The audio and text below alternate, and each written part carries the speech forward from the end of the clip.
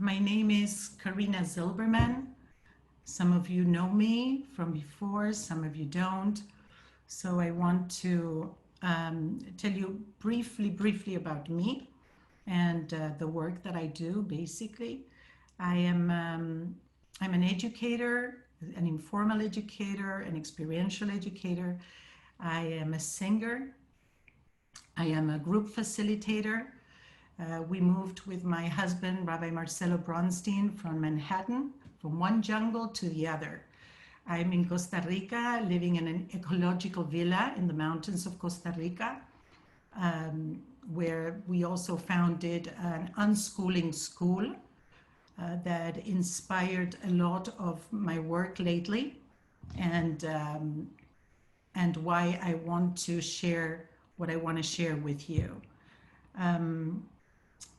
We moved 3 years ago. We have internet.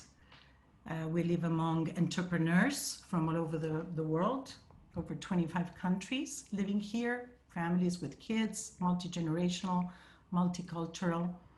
And I have to say that living no longer in the States where I lived for 20 years, in this moment feels weird, but thanks God for these platforms, we feel very connected. So our heart is there with everybody. I know there are people from all over the world here as well. I also want to say that since I posted this yesterday and I started getting emails, I've been very excited and I became very nervous. But especially because so many people, so many teachers that I admire that are here in this meeting told me that they want to be present today. And I'm not going to name each one of them because I'm going to miss someone, but believe me, I feel honored to be in your presence. And I come from a very simple perspective, meaning a very complicated one, which is a very personal approach to what we're going to discuss. Don't take this as certainty. If you can suspend for a little bit, because we're going to be together for an hour, if you can suspend a little bit your voice of judgment. You know, in mindfulness, we lead retreats, mindfulness retreats at our home before the pandemic. And one of the definitions of mindfulness that I love the most is to pay attention to our attention with no judgment. To pay attention to our attention with no judgment. And I think that in this moment, to pay attention to unprecedented times, to pay attention to this new stage that we are in, is really needed. So I made a lot of notes because I don't want to just be flying all over the place. And let's start. So in the Shacharit service, there is a phrase, "Hamechadesh betuvo bechol yom tamid maaseh bereshit." To renew, to continuously renew is important, is mandatory, is essential. And we are at times where not facing renewal and redesigning is stepping out of the reality instead of stepping in. Nobody here for the theme that we're going to talk, for the topic that we're going to talk today, is an expert. I am not an expert in this matter. We have never done this before. I've never led an online interactive family high holiday service. I was the director of Jewish Family Life at the 92nd Street Y for 10 years. I created and founded the Shababa approach for family engagement. My passion is multi-generational Jewish experiences, not just children's services or adult services, but bringing everybody together into a meaningful Jewish experience. But I've never done this. I don't think that you have done a high holiday family service during a pandemic. So I come here with taking a chance to imagine with you, but imagine in a framework that will give us the possibility to be creative and not to be afraid. Not to be afraid to take chances, because we are going to fail and we're going to have amazing successes, but they're going to be determined in time, because nobody knows exactly what is going on. We know we're not going back. We know we're not going back. We know we're going forward, and we don't know where we're going forward. That is also a must to address. What we know is what we are living today, what's happening today, and we barely know about it. So I want to focus on that. I'm not going to give you the tips, the top 10 tips, but maybe a framework where we can start taking chances to redesign, because there are some things that we're going to talk today that haven't been working even before the pandemic. There were some things that we should have changed before this pandemic arrived to us. And maybe we didn't have the chutzpah even to go that way. So let's take a chance. Let's take this opportunity to look into this. So we're in uncharted territory and nobody's an expert. I want to quote my sister, who is she's in this meeting, and whom she's in Argentina, and whom we've been doing and offering moments for sisters to get together online. And it's just being about sisters. And one of the things she says in each gathering, and I can tell you more about it, is that we are living in a science fiction type of moment. Have you heard that, right? We say it, this feels science fiction. But the reality in this webinar is that we are not scientists. We're educators, they're rabbis, they're song leaders, they're artists, they're no scientists. So what if we removed the word science and we remain in the fiction? Because we know how to fictionalize. I don't know if that is even an English word, but Google told me that kind of sounds like English. So we can fictionalize. We played when we were young. We know how to create from nothing. We've been doing that in so many ways. So I want to approach this once again, knowing that we are going to fictionalize, that this is a fiction moment, that we are in it. We're not observing it on a screen. Yes, thumbs up, kind of. You don't have to agree. Just show me that you're with me. That's the only type. Okay, great. Oh, Sam Lucas, I'm happy you're here. Okay. So for those who haven't had any connection with me or the approach that I created for family engagement, I want to bring you a few concepts that I'm going to kind of soar over, but we have a chat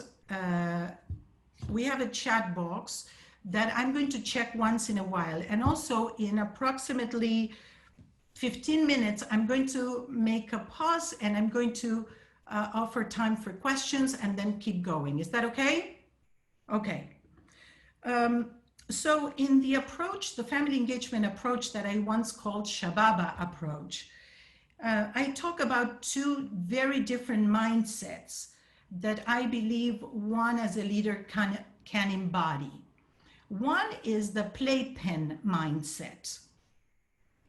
The playpen is, and I'm going to try to summarize it, but the playpen is a place where someone is in, someone is out, where safety is at the core. Someone needs to move. Let's imagine a grown-up moving around the house while someone, a little one, is inside the playpen. that person inside the playpen can have a great time, but it's put there. He, she, they are put there. There's very little collaboration in the playpen mindset. In a playground or playground mindset, everybody is in the playground. Sometimes you're not engaged in playing, you're observing, you're engaging with one, two. There's conflict resolution in a playground, correct? There's conflict resolution. There's a lot of vulnerability in a playground because you have to deal with, with your own desires, with the desires of others. There's creativity, a lot of creativity, more than in a playpen. Not that in a playpen you cannot be creative, but when you're put together with other people, sharing their vulnerability, the creativity expands and it becomes contagious.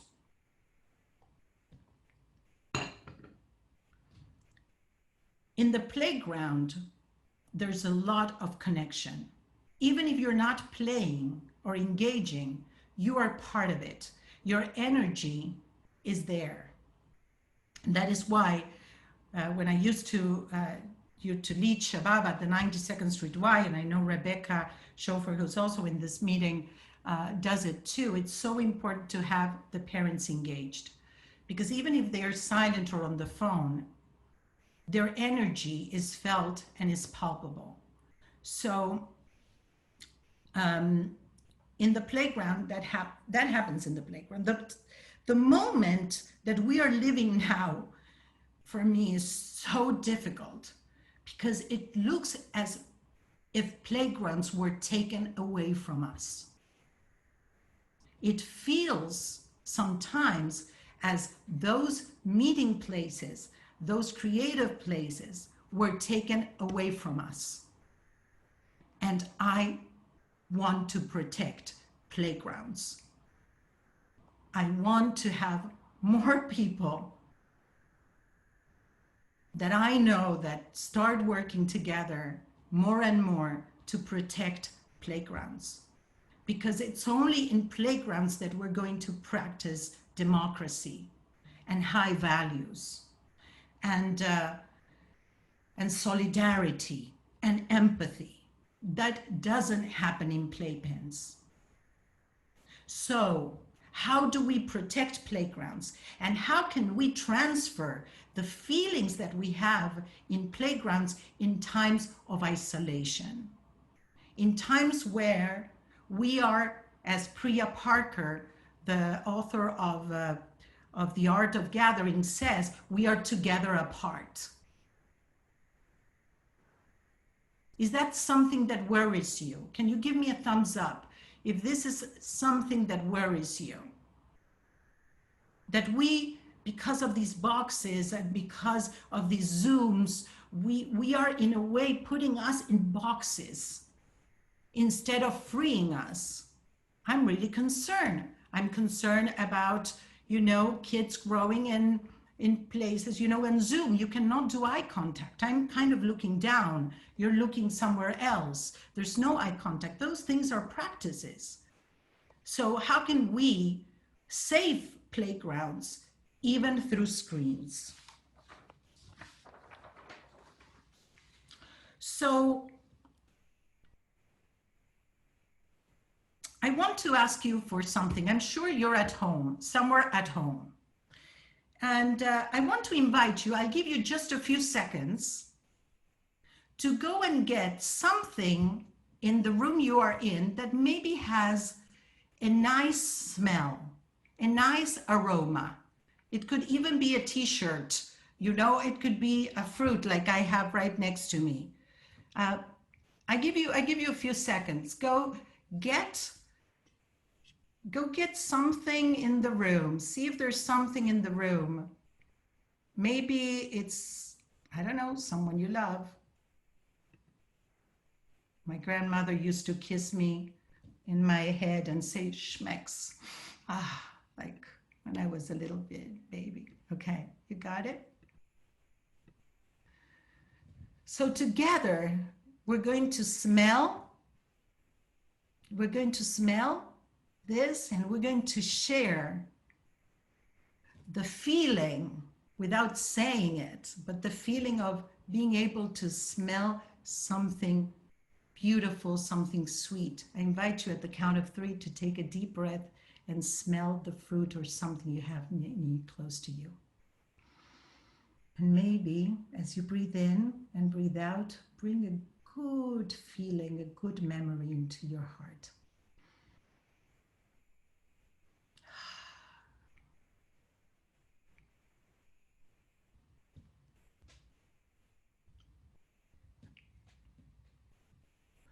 These are the kind of things we can do together with what we have.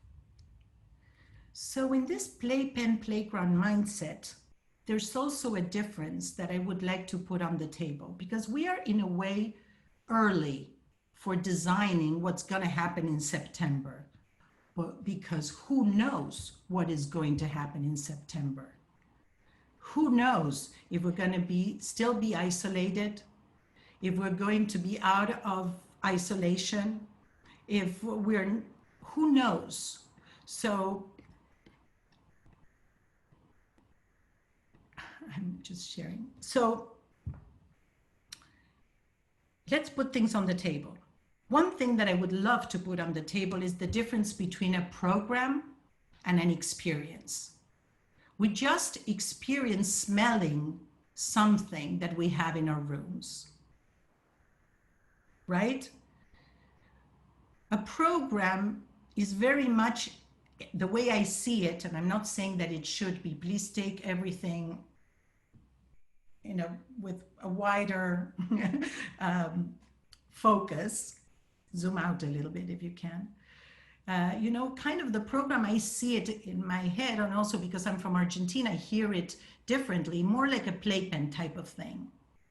But an experience brings us together. We can't hide behind a text.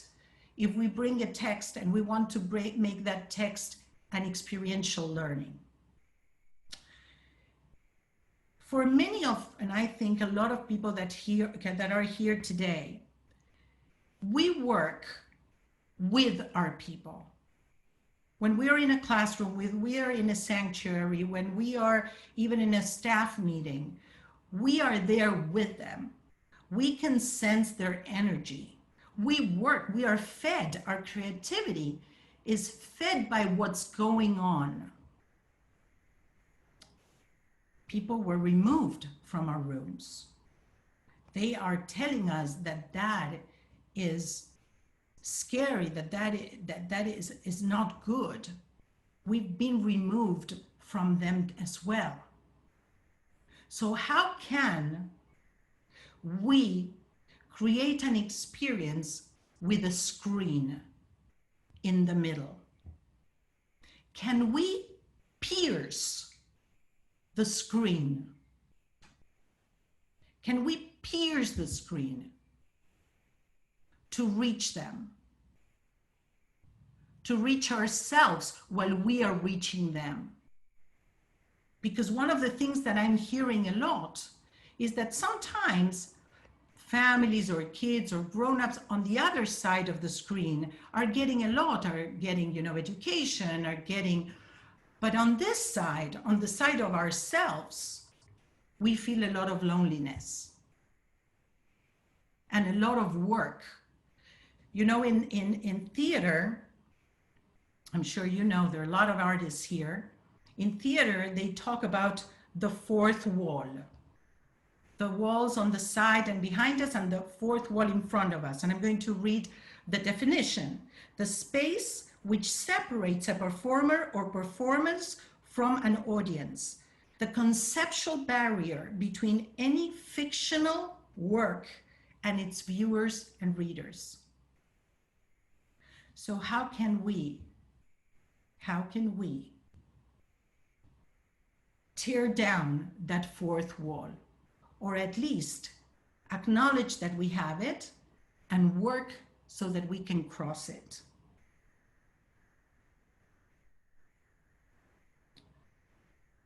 Organizations, many of you are working for organizations.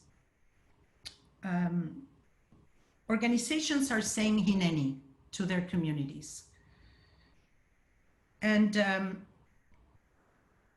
I think we're all organizations and people working in the organizations and even thinking, why should we do high holidays online? Why should we even think? What are we even thinking about bringing people together online and creating experiences? Everything that I'm saying also, I want to say, and not to justify myself, but I think I haven't said it before. My approach focuses on kavanah, on intentionality. It doesn't discard kiva, the fixed. It doesn't. But I put kavanah, intentionality, in the front burner. And what I'm going to share with you, what I'm sharing with you, is with that intention in mind. Okay? So what I'm finding is that if organizations and people working in organizations think that they have to transfer what they've been doing in person to online, I think they are going to fail. I think that transferring, it's my belief, that transferring something that worked in person to an online as it was, it's a huge mistake. But mostly it gets us stuck in moments where we should exercise being unstuck, even in isolation, even when we cannot leave our homes. Expectations out the window. If we had expectations that worked before the pandemic, or that they didn't work before the pandemic, but we couldn't take them out the window, we couldn't dismiss them, although they were not working back then. You know how we measure how many families come or not, if my program or my experience is working or not.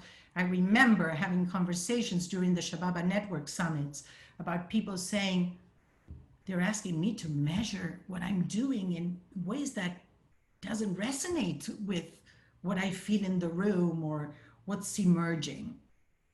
This is a time to change expectations, to look for new ways for expectation, and to give us the flexibility and the possibility to look at what we're seeing from different perspectives. Okay. Now, I'm going to check the box just for a second. I see. Okay. I wanted to see if there were any pressing questions. Okay.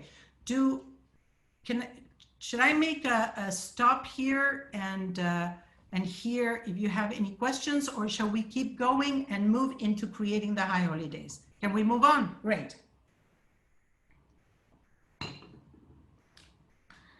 How can we provide a meaningful moment without challenging much what is safe for families? What is safe? From my perspective, and a lot of people studying this, having kids in front of screens for long periods of times is not good, provides a lot of anxiety. It can become toxic. It can create numbness, tantrums. If it does for us, imagine for kids. There are interactive ways to do that, and I think it changes the passiveness that sometimes one can have in front of a screen, and that is where I want to focus on.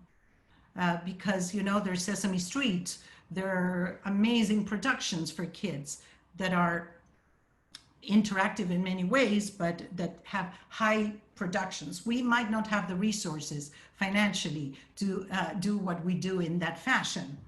But yes, we can focus on interactiveness. And I'm going to talk about that a little bit later. What I want is for us to think outside of the box. but not outside of the box, but outside of the screen box. To become providers of a context or an element where people can be put on the spotlight. What does that mean? I just was thinking about Kululam. Have you ever experienced or watched Kululam, this organization that makes people sing? Okay, they're in the same room. They are in the same room, and now they're doing things online. I know they're in the same room, but the spotlight is on the people singing, not on what happens on the stage. And I think this is kind of what I would like to take you to. High holidays or rituals are a pretext to coming together. High holidays are memory makers, as all holidays. They awake our senses, and they can be stored in our souls. So I would like to invite you to think your family services, this multi-generational moment, as if you were planning a family trip. As if you were a tour guide planning a family trip for them. In a family trip, you go together to places, but there's sometimes that you have to, compromise, right? And maybe you have to go into the museum, because one of the family members need to go to a museum. Or you go to Disneyland. I know some parents hate Disneyland, and they went to Disneyland or Disney World because the kids need it.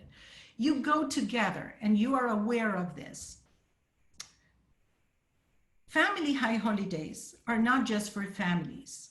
The way that I approach this is that these are multi-generational experiences.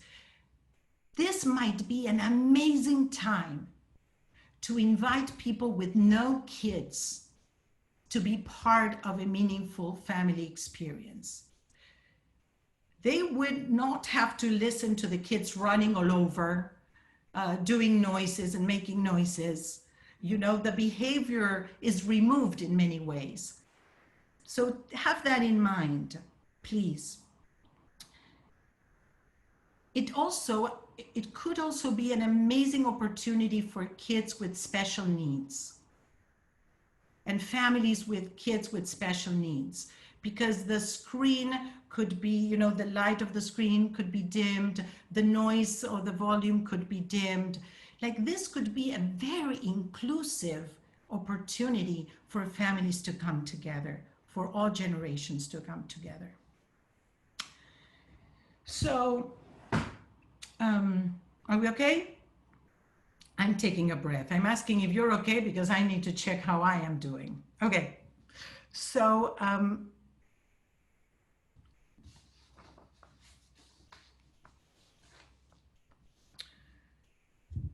honoring families' realities is essential. It is essential. We think when we provide an experience that they come to us, but we are coming to them. We're going into their houses, and let's imagine there's isolation still, there's quarantine still. We're going to go to them. They're not coming to us. So picturing their reality and incorporating that reality into what we do, I think it is essential and a source of infinite creativity. If you can imagine messy houses that have been with no housekeepers for over 5 months, and things are all over the place, and the messiness could be a beautiful, messy sanctuary. And we need to incorporate that. If we're going to make them feel that they're going into a synagogue or into a ballroom or into any classroom, we're going to take them out of their reality And I think that what we need is to elevate that reality, and I'm going to give you examples in a few minutes. Let's remember, and we have a lot of early childhood educators here, that Reggio Emilia, the Reggio Emilia approach, was developed after the conclusion of World War II. So, and they believe that children would benefit from a new and progressive way of learning. We're not going back. We're not going back. We're going forward. And we are the architectures of that going forward. Let's consider some scenarios that these families could be when we bring our high holidays pretext to get together with them. And I hope that at times you can take the high holidays title away and you can think of anything that you might be doing in this moment. And I know a lot of people here that are mastering this already. So I'm going to ask you something that it's very hard for organizations to ask to their staff. I'm going to ask you to please procrastinate. Please procrastinate.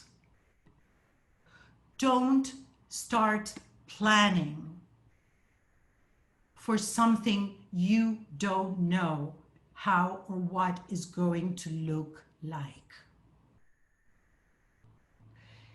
Imagine, bring ideas into yourselves, not just making scenario A, B, or C, or plan A, plan B, plan C. Just put everything on the table. Put everything on the table. We don't, I think, I'm hearing, my husband is a rabbi too. So what I want to say is that it's hard even to write a Devar Torah 2 days before Shabbat, because things are happening at a pace and with an intensity that's really, really hard to prepare for. This moment is asking us to be in the moment. So please procrastinate. Know that you're working and you're having them in mind, but starting to think today how your high holidays are going to look in, how long is 3 months, 4 months? In this context, why? Why? Okay.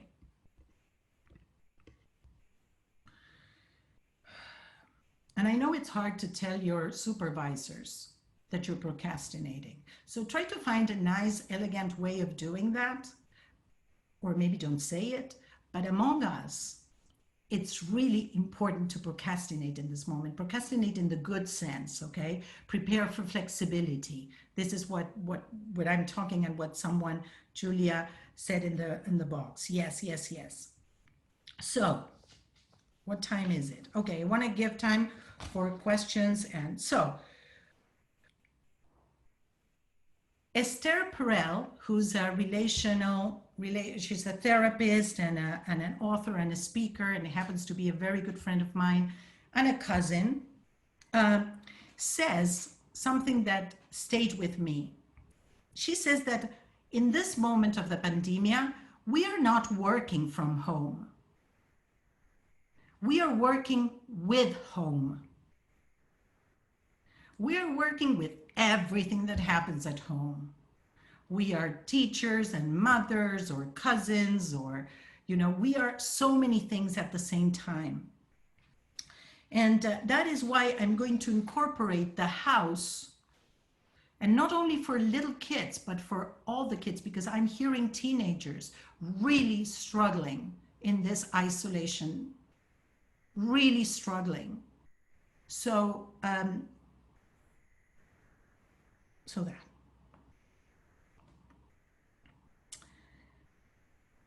One thing that changed, and working for 10 years at the 92nd Street Y, this amazing organization in Manhattan, we've been broadcasting events forever.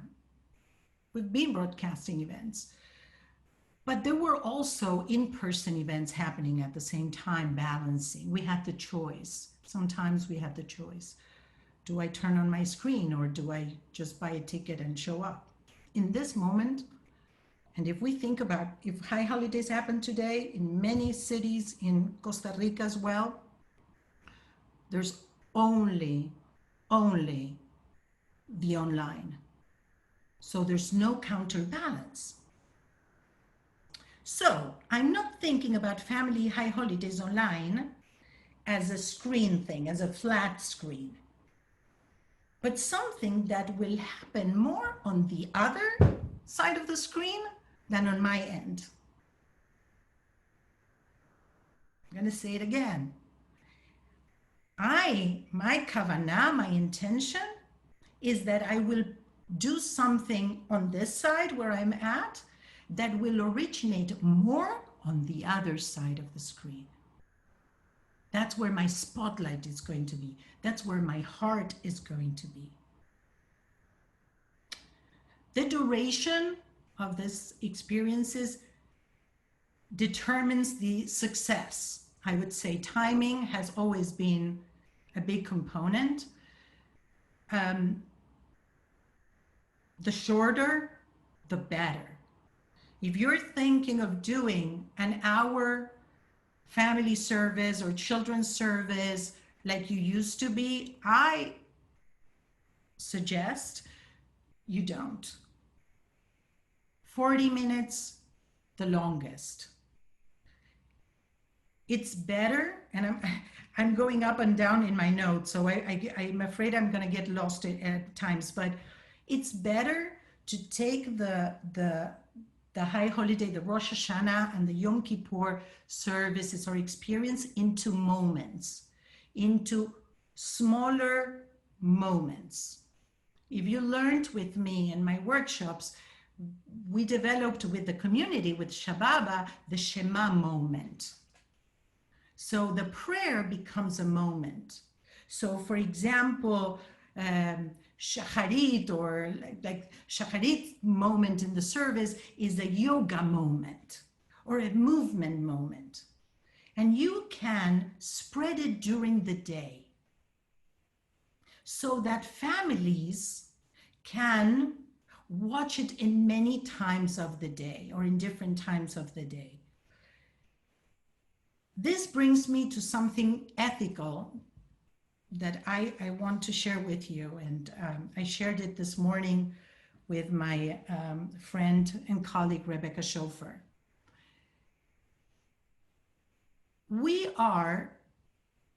So let me say how I say it. I think transparency is very important. And especially if we want to create an interaction with the people in real time. So it's important for us to read the comments. It's important to incorporate in what we're doing time to read comments.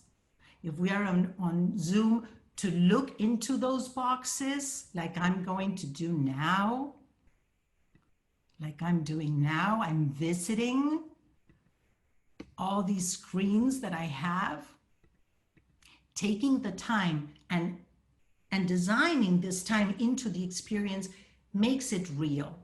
So what happens when you do live events that were pre-recorded?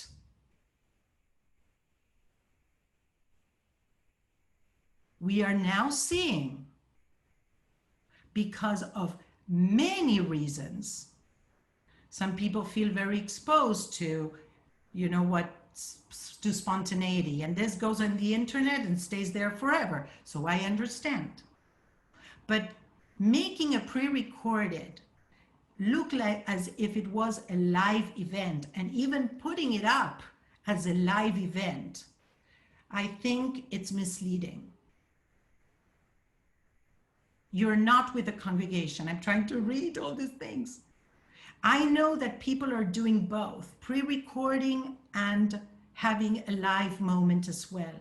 I highly recommend interacting, taking the time to read the comments, to greet people. It's super, very, very important. It makes it real. So think about what platform you're going to use. And if you're live, be alive. Otherwise, say it's pre-recorded, like tell people. I think otherwise we go to fake news, and I don't want that. So let's be aware of that. Do's and don'ts. And I'm going to go fast because I want questions from you, and I hope this is not the first time and the last one that we're going to get together.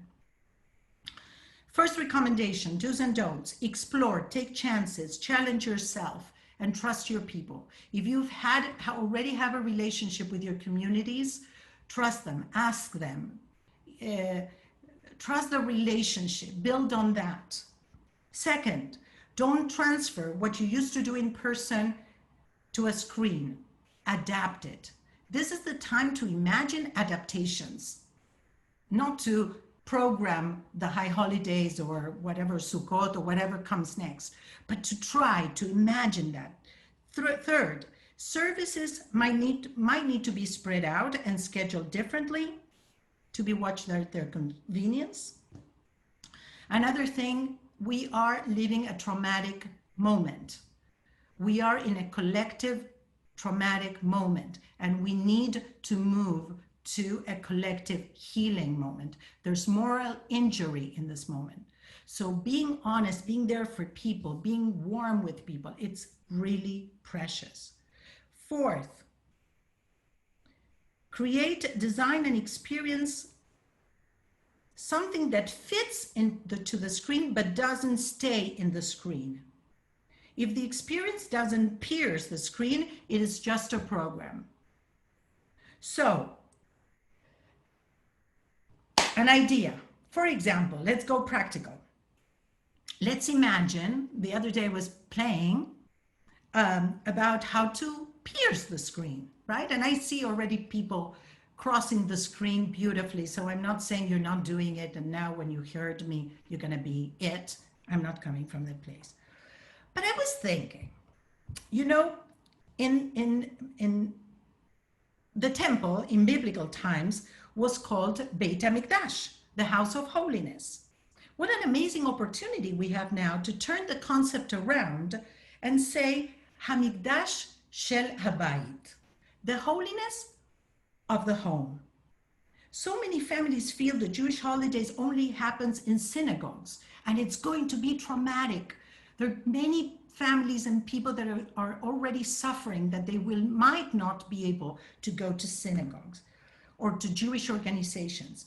But this is an opportunity to inspire people to start living and experiencing holidays at home. And in a way, it's what PJ Library has been doing, sending books to homes and trusting that in the home and without us, removing ourselves, but empowering the family, will generate an experience. I'm starting to rush because of time. So,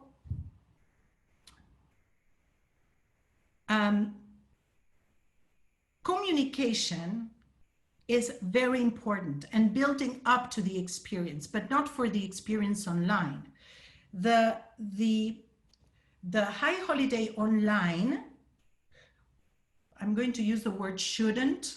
I know I don't like it, but I'm going to use it. Shouldn't be it. The experience online shouldn't start when the screen is on and shouldn't end when the screen is off.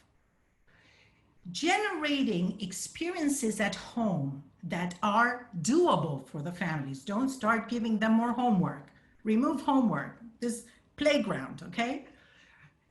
Giving them, inspiring them with things that I will tell you later, but towards the online moment, and then continuing takes the sadness or the loneliness or the technologiness away from the holiday. So this is an example. So I'm going to read it because I don't want to miss any words. We're assembling activities, kids. Okay. An example. During the time of the wandering in the wilderness, the Israelites built a movable sanctuary, right? A temple of meeting called the Mishkan. Okay.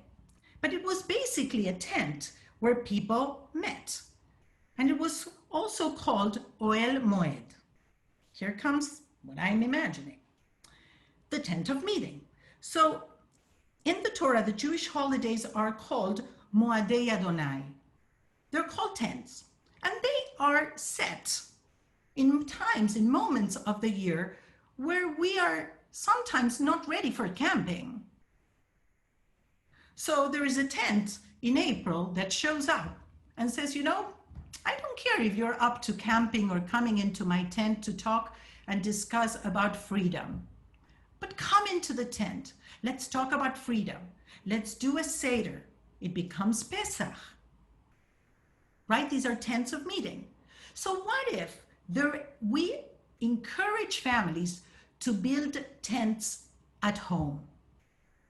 What if, and if they have a yard, they can build it, you know, outside, you know, in their, not sukkot, okay, but tents.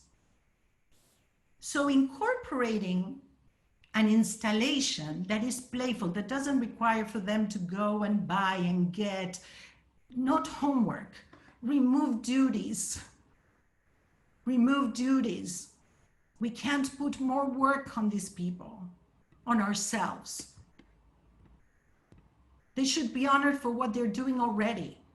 But what if families build tents inside of their living rooms or in whatever, and they watched and they participate from the family high holidays inside the tents?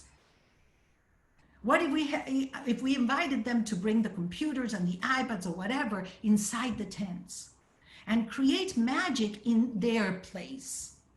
As I said at the beginning, they're not coming to us. We're coming to them. Let them have the experience. Remove duties, remove shoulds. Make their house a playground. There's no way they can pretend they are in a synagogue. That won't happen. And we don't want to create sterile places. We want to create creative places, inspirational places. Somebody said, think your high holiday as a Seder. Yes, as an experiential gathering, as a discussion, so think about those type of things, installations at their home, things that are completely impermanent, that they can build and put down, that it's not an art and craft that you put on the wall and stays forever, that looks, that they can do together, because a family can only reach a high holiday family experience or a family whatever trip. Let's think of the trip. If they prepare as a family for that trip. Otherwise, you follow what mommy said or daddy said or daddy said or mommy said, and we want them to be part of this. So other ideas, the concept of idur mitzvah, of beautifying as a mitzvah your place, could be also an experiential thing.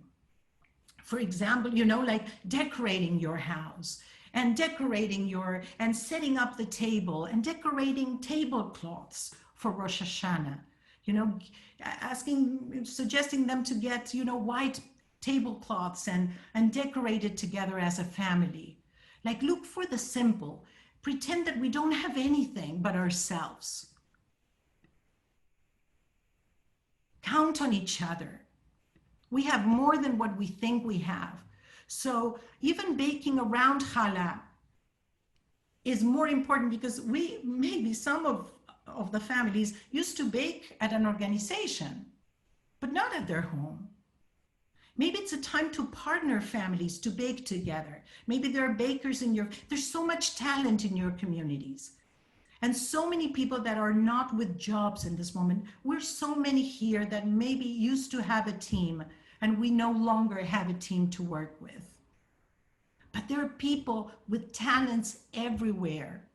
Reach to them, reach out to them. People want to be seen. People want to be relevant. You can have, people teaching baking a moment, but partner, make smaller groups among your families. That is the work you can do today towards high holidays. Creating smaller chevruta type of groups of families, buddies, to strengthen them towards whatever comes up, towards the unknown. You might be able to create a family wellness toolkit. You might be able to send them a playlist with music for relaxation, or high holidays music, or I don't know, like things that will make them stop and turn off, besides Shabbat, turn off, screens, and be together, a mat where all the family has to fit in. I love musical chairs. When everybody tries to get on the same chair. The importance of rituals. We need to create new rituals, old rituals, new rituals. We need that. Rituals are going to take us out of this trauma into a healing. And I have more information I can share with you other times specific things. I'm rushing. And collaborate. I'm going to stop here because I want to offer time for questions, and I know some people have to go. But are there any? What I want to say is that we cannot make it happen by ourselves, especially because we don't have the opportunity to go into a room with them. But we can encourage families to be the ones who generate with our help the experience.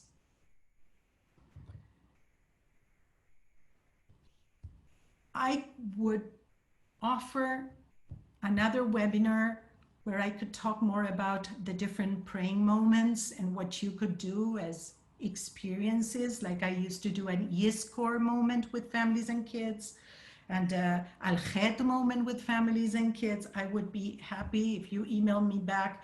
I will do that for you. Are there any pressing questions for those who can stay for a few minutes that you would like to share? Oh, thank you for all the thank yous. Please do another session.